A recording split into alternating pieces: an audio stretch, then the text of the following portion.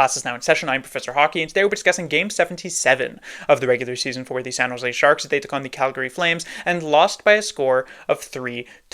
It was a couple of nights ago the Sharks took on the Seattle Kraken, and I had made the bold prediction that the Sharks would win that game for a multitude of reasons, and of course I ended up being completely off base as the Sharks would instead lose it 5-1. Well, here tonight I made the prediction that the Sharks would lose this matchup. Obviously that's not breaking any new ground. The Sharks have lost over 50 games this season, but the reason for that is that they were going up against an extremely desperate Calgary Flames team, a team that is attempting to stay in the Western Conference playoff race, gunning for that final wildcard spot currently being held down by the Minnesota Wild, but they trail Minnesota by 6 points, even though they do also have 2 games in hand. So pretty much every remaining game on the Calgary Flames schedule is a must-win, and especially going up against last place San Jose, if you can't beat the Sharks at this point of the season, you don't even deserve to make it to the playoffs. So I really thought Calgary would be able to bring their A game here tonight. And on top of that, the Flames' previous game was a 3-2 overtime loss to the Vegas Golden Knights, where that game winner was on an extremely unlucky bounce. And so you would think they'd come out with a vengeance here tonight. Obviously, Calgary doesn't quite have the offensive firepower to just run up the score. They were not going to be taking a 5-goal lead in just the first period or anything like that. But considering the Sharks had lost their 2 previous matchups to Calgary this season, I really thought from minute 1 the Flames would be in the driver's seat and they would just have control of this game until the final buzzer went off. But I was incorrect about that assumption as well, because while the Sharks do end up losing this game in regulation, it was a lot closer than I expected, especially in the first period where I thought Calgary would come out with some energy. In fact, it was the Sharks who were not just the better team, but the better team by far. While they only managed to put up 1 goal on the board, they completely limit what Calgary is able to do, and the only reason this is not a more lopsided lead at this point is because the only player who actually showed up for Calgary was their rookie goaltender, which has pretty much been the case the entirety of this season for the Flames. He was unbelievable, Dustin Wolf, in that first period. While he lets in this goal to Will Smith, it probably could have been a 3-0 game at the very least past 20 minutes, if not for those heroics, showing himself why he is going to almost certainly be a Calder candidate by the end of this season. Second period then rolls around and the game does begin to equalize, but you're still not quite getting that desperate feeling from Calgary. This still kind of just feels like a normal regular season game and not a must-win outing for this Calgary Flames team. And so while, again, it does sort of equalize some of the chances and the shots, it remains a 1-0 lead for San Jose heading into the third period, which is where the Flames do catch a bit of a break. The Sharks are not only the worst team in the league, but they are also the worst team in the league when it comes to holding on to third period leads. We have seen this time and time again this season, and especially with just a 1-goal lead, that was always going to be very, very difficult to hold on to. And indeed, that's what ends up happening. The few minutes pass and it's still 1-0 Sharks, but then the Flames first liner Pospisil ends up going down with an injury. He heads to the dressing room holding his arm. He seems to be in a good amount of pain, though he would return near the end, and they replace him on that top line with Klapka, who would then go on pretty much immediately to score a goal here on a 2-on-1. Very bad pinch from Timothy Liljegren at the offensive blue line. That ties the game at 1. The Flames then get a power play where Huberdeau gets the Flames their first lead of the night to make it 2-1, and then Coronado with the insurance goal, which is very necessary as it actually ends up being the game winner by the end of the night, makes it 3-1 Calgary. The Sharks would then be able to pull their goaltender and eventually end up with a power play to make it a 6-on-4, where Will Smith would get his second of the game and his 16th of the year. That would bring it back to within 1, but no more magic there for San Jose, and indeed they dropped this close game for sure, 3-2 in regulation. Before we move on to the players to talk about, it is yet again another standings update. The Sharks, with this regulation loss, now still remain at 50 points with just 5 games remaining on their schedule. The Chicago Blackhawks did not play a game here tonight, but they did play yesterday, and as I mentioned in my previous review, the Blackhawks schedule for this next week is actually relatively easy, with 2 games against the Penguins and 1 against the Bruins. Well, they had their first matchup against the Penguins yesterday, and they came out victorious with a 3-1 regulation win for themselves. So they jump up to 54 points, and as I have hammered home on every single one of these reviews since I started doing these standings updates, the Chicago Blackhawks hold the tiebreaker, which means San Jose, they trail by 4 points, but this is not just a 2-game swing. They would need both 2 wins and then at least 1 extra point.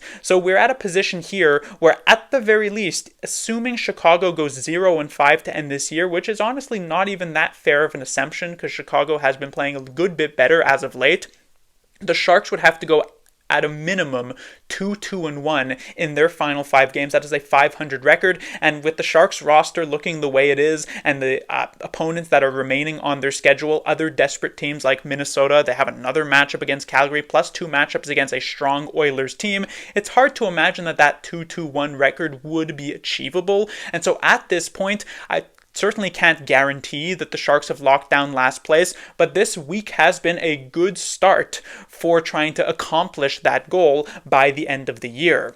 Now moving on to the players to talk about, we have the Sharks top line, and it has a bit of a different look here tonight. Smith and Celebrini joined by instead Nikolai Kovalenko. This is not because Toffoli got demoted or anything like that. He is injured, at least briefly, and so Kovalenko, given perhaps what could have been one final shot in this Sharks lineup, he has been healthy scratched for the last couple of weeks and really is only in the lineup here because of that injury, but he is given a prime opportunity playing on this top line with the 2 most skilled players on the Sharks roster. And to start off with Kovalenko, obviously he brings a bit of a different dimension to this top line. He doesn't quite have that same scoring ability as a Tyler Toffoli has. Toffoli is also very valuable when it comes to just being a strong breakout option for the team. He's good along the boards. That was something that they had to rely a little bit more on Will Smith here tonight to be able to do, because Kovalenko is not exactly extremely skilled in that area, but what Kovalenko does bring instead of Tyler Toffoli is a bit more of a physical presence here. While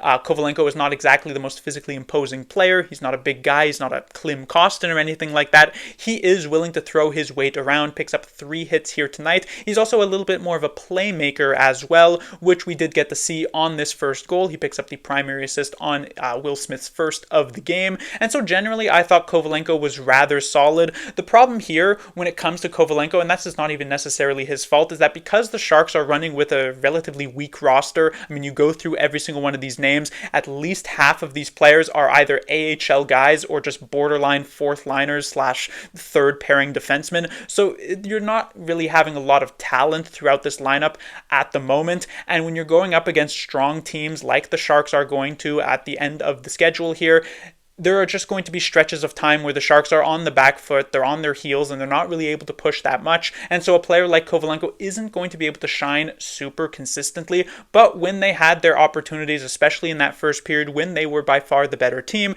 I thought Kovalenko looked pretty good. Now, I don't think Tyler Toffoli's injury is particularly long-term, and once he is healthy and able to return, it's not as though he's coming into a third-line role. He will take back this top-line spot almost certainly, and so Kovalenko will get bumped down, and I doubt he bumps anyone off the second line, which means if he wants to remain in the lineup, it would have to be in the Sharks' bottom 6. Personally, I would love to see Kovalenko remain in the lineup in that bottom 6 to at least give a bit more offense, especially on that third line, which was once more not good here tonight, which I'll get to a little bit later. That would be a decent look. So, and I think that this was a strong enough outing for him that he deserves that. We'll see what Warsofsky thinks. When it comes to the 2 other players here, as I mentioned, the 2 most skilled players, most exciting players to watch, Celebrini and Smith. Celebrini picks up a couple of secondary assists, doing his best Lane Hudson impression in that area. But Celebrini also had tons of great scoring opportunities, finds himself a little bit snake-bitten at this point, got robbed multiple times by his rookie opponent, Dustin Wolf. He had 2 amazing chances, I believe, near the end of the second period. He had a great opportunity there in the first as well, and you could see kind of like that sort of frustration, but also almost laughing about the situation when he misses this golden opportunity set up by Will Smith. He's like hunched over and he's just like, how is this puck not actually going in? He had so many of these opportunities in throughout this game. So at the very least, he's skating. He's playing very, very well in these last couple, and hopefully he can continue this surge until the end of the season here in just a couple of weeks. Just to end it off on a high note, what has just been a fantastic rookie season for him in general. And then when it comes to Will Smith, with these 2 couple of goals, he actually hits the 40-point mark on the season, something that I had originally thought was probably like the high of what Will Smith would be capable of back before the season actually began. But then of course Smith's first 10, 20, 30 games of this year left a lot to be desired, and you're thinking that you'd had to I guess, edit that 40-point height and say maybe he could hit like 25 on the season. But while that first half or so for Smith was not very effective, he's been significantly better in the second half of this season, pretty much ever since halfway through January. So it's been about 2.5 months at this point. Smith has been one of the most productive players on the San Jose Sharks. He is just doing so many great things to be able to capitalize and get these points, these goals, these assists. You take a look at both of these, they are both rather impressive. I talked about him heading to the net as of late. This first goal is because of that, especially since no Tyler Toffoli on this top line. Somebody has to be the guy who sits in front of the net and plants himself there. Usually it would be Toffoli in this spot, but it is Smith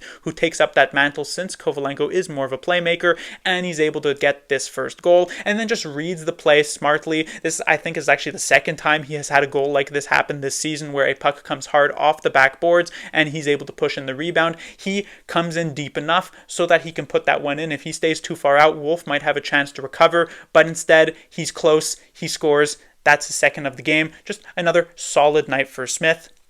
When it comes to the Sharks' second line, we again have Eklund, Wenberg, and Graf. Now, this second line started off really, really well. This was an extremely effective line for the Sharks, I felt, especially in their first couple of shifts and throughout much of the first period, but it died down a little bit as the game wore on. I'll start off with Alex Wenberg, who I thought was having a pretty good game throughout much of this one, 50 minutes, 55 minutes into it. And then, of course, there was this mistake on the Coronado goal. He has this puck stripped away from him, and that actually ends up being the eventual game winner. And what's interesting is that, as I've talked about with Thrun, as I talked about with Mukhamadullin, I don't have a huge issue with this type of mistake if the rest of your game has been pretty good, because it'll happen to everybody, right? Many people will say, oh, this is a rookie mistake, but it's being made by a veteran player. Just goes to show that sometimes even the veteran guys can have these types of errors in their game. But what I was most surprised by, and what ended up making this not maybe the best game for Wenberg, is that after this mistake, it felt as though it completely shook his confidence, which is strange to see out of an older guy. Wenberg was just not really able to handle the puck at all in the final 3-4 minutes of this one. After that error was made, it felt as though he just was no longer sure in himself. Usually Wenberg is the type of player who looks like he has the puck on a string on his stick, and yet those last 4 minutes left a lot to be desired. So rough end of the game for Wenberg, who had originally started it pretty well. When it comes to Colin Graf, he actually had some great chances here tonight, especially in the first period, but he had a close call there in the third period. I will say, from an offensive perspective, when it comes to just general consistency, there does still need to be a little bit of work done. What you're seeing here from Colin Graf is that in a situation where there is so much emphasis on the Sharks' top six to be the group of players actually scoring goals, Graf is slightly folding under the pressure, is much more of that kind of middle six, kind of reminds me a little bit of Fabian Zetterlund, not quite in the way that they play, but in the sort of ceiling that they have as a player. So with Graf, I thought it was a good night, but not necessarily a great night. And then when it comes to William Eklund, maybe not the best outing for him. I do have a bit of a higher bar for a player like William Eklund than I would have for a player like Colin Graf. And so while Graf, I think, was solid enough, Eklund, I do expect a bit better. When it comes to the Sharks' third line, we have Gregor with Dellandrea and Lund, and as I mentioned earlier on, this third line was not particularly good here in this game. They had about one chance on net. This was after a great forecheck from Dellandrea. He feeds this in front to Gregor. That is nice, but if that was like the only play they had made all night, you would be relatively happy, but obviously they have other shifts, there are other plays, and they were more so negative more often than not. This, considering the third line is supposed to be at least a little bit of offensive help for the top six, it has just not been working out for the Sharks for many, many games at this point. And I'll start off with Cam Lund. I do think he was better than in his last game against Seattle, though that is not going to be a difficult thing to achieve because he was really struggling against the Kraken in that last game. Here tonight, especially in that first period, he was making some decent plays, really small ones, not exactly hugely impactful, but showing the right way to play, as a coach would put it. didn't have the greatest finish to this game, though he didn't even get that many shifts either, so not exactly super effective. What we're seeing really from Cam Lund is the same situation that Colin Graf was in near the end of last season when he made that transition from college to the NHL. Turns out it's difficult to actually find success at this top level. It's still a good learning experience for Lund, and so while I don't think he's necessarily been that great in these last few games, I do hope he manages to maintain a lineup spot. But knowing Warsofsky, I mentioned earlier on that a player like Kovalenko should be able to maintain a lineup spot. I honestly wouldn't be surprised if Lund is the one who steps out in favor of keeping Kovalenko in that top 12 once Toffoli is back. When it comes to his two line mates, Dellandrea and Gregor, like I said, there was that one chance set up by both of these players, but besides that, there's not a ton doing. At the very least, Dellandrea maintains some usefulness when it comes to the Sharks' penalty kill, though they do give up a goal here tonight. But when it comes to Noah Gregor, there's not a ton of usefulness outside of his speed. He's a player who the Sharks, I hope, they're not going to be hanging on to at the end of this season, so it's not even necessarily like a trial run to see if he actually deserves a spot in the lineup next year. At this point, I don't know why he holds down a lineup spot. And then when it comes to the Sharks' fourth line, actually an all-right night for these three players. I don't think they were hugely impactful, but Grundstrom, as per usual, for whatever reason, seems to always have like one or two pretty good shots on net throughout these last few games. That continued here tonight. Ostapchuk was okay. Goodrow was also okay. And so for a fourth line that I have been pretty hard on as of late, I thought they had a decent enough outing, all three of these players. When it comes to the defensive side of things now, we have the Sharks' top pairing of Ferraro and Liljegren. They started out this game well, and then as you expect in that third period, when the Calgary Flames start the push, the desperate team really trying to claw their way back into this game, this is the line that faces, or this is the pairing that faces the majority of those chances, and so their level of play, their performance is going to drop because of that. Liljegren making this error on that offensive pinch at the blue line there on that first Calgary Flames goal that made it 1-1 from Clapp.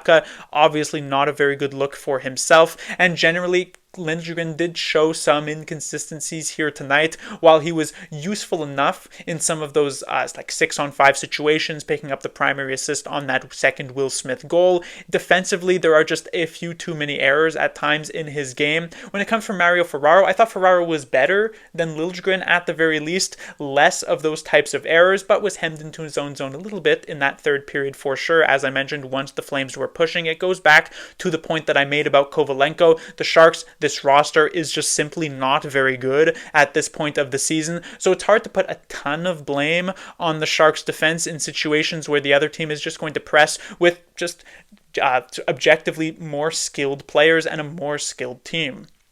When it comes to the Sharks' second pairing, we have Karlsson and Thrun. Continue to not be particularly impressed with what Lucas Karlsson has been doing from a defensive standpoint. He also ends up taking yet another penalty here tonight, which is the only penalty that the Sharks actually get in this game, and it leads to this power play goal from Jonathan Huberdeau. It's not exactly like the strongest call, I would say, from the officiating team, but still Lucas Karlsson just no longer really getting the benefit of the doubt at this point with the amount of penalties that he has been taking since being in the Sharks lineup for really not that long of a period of time.